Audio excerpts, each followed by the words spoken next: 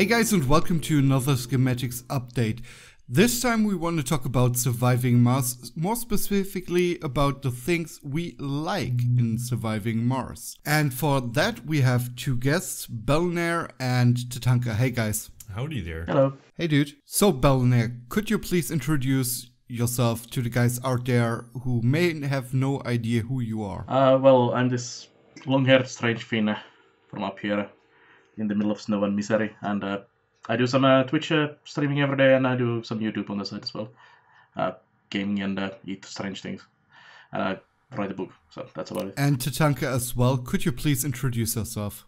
Right, so I stream on Twitch under the name of Tatanka Plays, and I've been playing a lot of, well, some people might have known me from Planet Coaster, but I've also been doing some Sims and, well, recently Surviving Mars. And you can find me on, well, Tatanka Plays. Hey, I'm AdfoTV. You probably know me if it's not your first video here on Schematics. You can find my stuff here on this wonderful YouTube channel and on Twitter and recently even on Twitch. And I'm blind. I just did the math. I've been awake for 28 hours, and you can find me at stupidskull.com. Great, so guys, let's start with our topics, and the first one is a really quick round. How do you like the game? So, it's pretty horrible. I don't like it. It's taken over my life pretty much. It's a very, very awesome game. It's pretty much what Paradox does. So they did like 4X game with Stellaris, and it's like the 4X game to play. And now they did well, they did with this with high movement games, and it's basically now the colonist Mars game. Like there's been other games like Soul Zero and Planet Base that kind of try to do the thing, and this does everything like correctly, or mostly correctly. So my impressions thus far is I have put close to 50 hours into it in about 5 days. Again, it's taken over my life in a huge way. I do have small complaints about it. I think there's some usability issues, at least for me with my eyes. I had a lot of trouble reading parts of the UI, but we'll get into that later. In general, though, I am very positive on it. I think mechanically the game is fantastic. I would just say the same thing. Like you guys said, it's damn right amazing. I feel like the game is, well, the way I usually don't like sci-fi games is just basically, as you all just said, like it just takes over my life as well. I could send some suggestions in, that's fine. But I think the issues that I have with the game could be fixed. That's my basic feeling. I started streaming for this game again, so I think that says a lot. We have a list of topics here, and we're going to start with the first one. So we're going to talk about replayability. The first big thing, massive selling point of Surviving Mars, this game's extremely replayable because everything is randomized. Your tech tree every time is randomized. Locations on the map are randomized because you get to select a place on Mars. There are tens of thousands of potential maps you could end up with varying combinations of layouts and ways to build, from intense terrain down to like the simplest of terrain. And I love how they've managed to create a relatively simple formula. Like the build that you're going to do in your game is going to be relatively similar because the building variety is kind of low. However, because of the differences between every single time you play, it feels like you're doing stuff radically differently, even though you're actually kind of doing the same thing, which tricks your brain in a way to think that you're doing something completely new. And that gives the game a lot of freshness and a lot of life. Every single time you start a new run, it's like, well, here we go. We're in a new part of Mars. This is completely unique from what I've done before. And I really like that.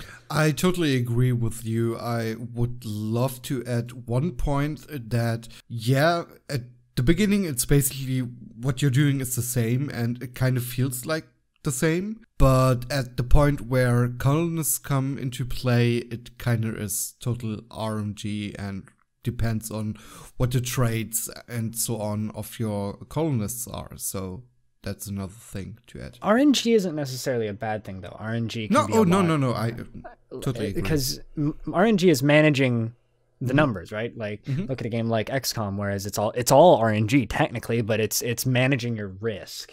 I wasn't disagreeing. Same with like meteor showers and the dust storms that come in. Like you can change depending on where you land on Mars. It reduces or increases the chance on a typical disaster to happen, and that like also like requires you to do it differently in a way, and it might just be a little bit some of your blind set, like where you're doing the same thing, but you're like building another building to like get around that maybe. But yeah, I mean that's the part which got me, because my base got like destroyed 2 times by just meteor showers, and I love the challenge of that. And then I did a new run with basically like a dust storm, like it just like basically knocked me down when like the second storm came in. My base was a little bit bigger. So I think that's the way that like reinvents, or it reintroduces the game to you.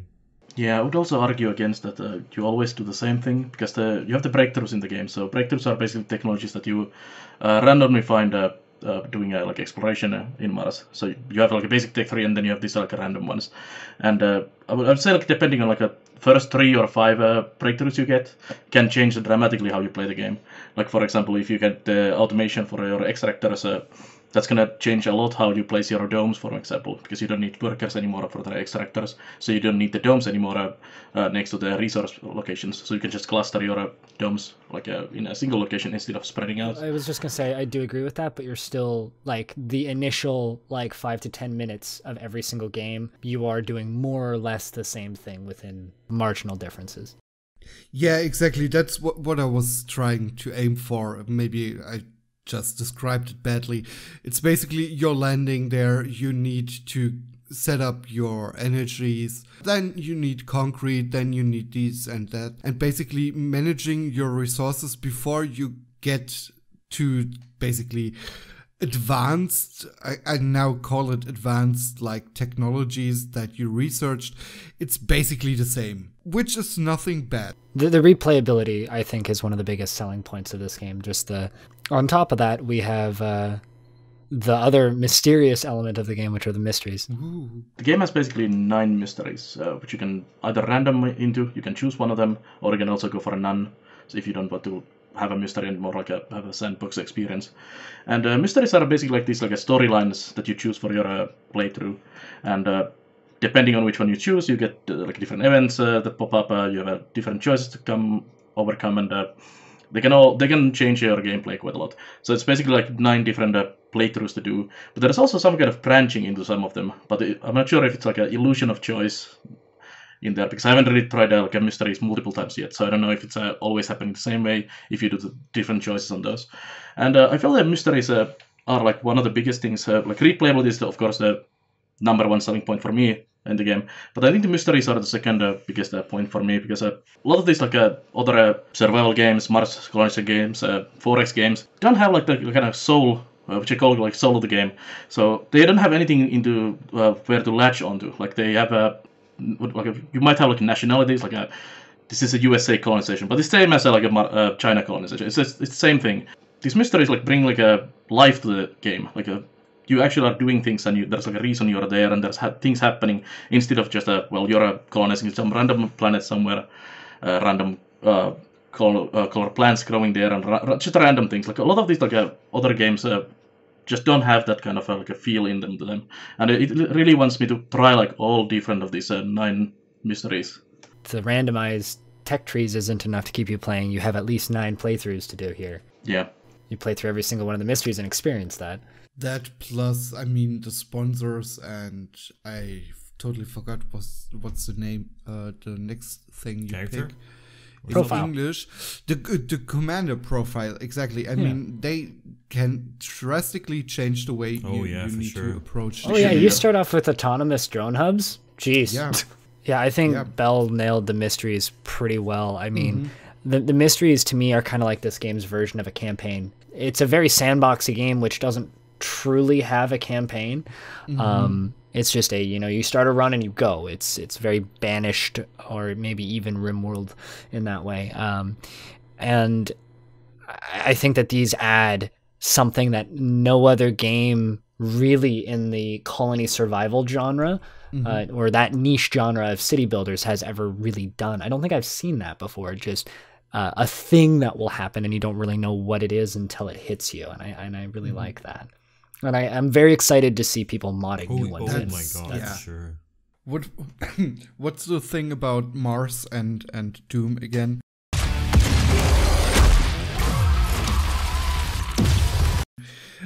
Never mind. We should move on. Aesthetics. Yeah, that's it was Tatanka's topic, but I kind of captured it because this game is super freaking Tomorrowland, man. Because of one thing, and Blind knows that. We were talking about this game for quite a long time in private, and it was always like me saying, I don't know. From what I have seen, it's not my thing, like from the art style, but now that I played it, man. There's something super satisfying about laying down your cables, and they just like make that nice satisfying line, and then the big pipes over top. Like, I didn't actually look at a lot of gameplay before this game came out, and day one when I woke up and I saw Belannaer streaming, and I was just like, oh man, this is bad. Well, I agree. I like the art style. For me, like, because I've always been to more like a little bit of a Western, or a little bit country, a little bit like fallish, like the season. Kind of styling games or feel or like a little bit. It's the new frontier, man. So to say. And this like sort of allowed me to touch the sci-fi genre in a way that it just, I don't know, it feels different, but it's still sci-fi to me, and I really like it. It's kind of a unique spin on like sci-fi. Like if you look at the Moxies, which are your oxygen building, they're literally like just this straight out of BioShock big pump building that's just like has basically springs in the side, and it's just pushing this up and down. Like, this thing doesn't exist. Like, it looks like a combination of a 1950s gas pump and a freaking accordion. Like, this isn't logical in any way, shape, or form, but it looks cool, and it's got kind of almost a retro futurism aesthetic to it, and then inside of the domes are just super sleek and modern, and it just works so damn well. Did you see the space bars? Like, those are really just remind me of that. There's like a cartoon.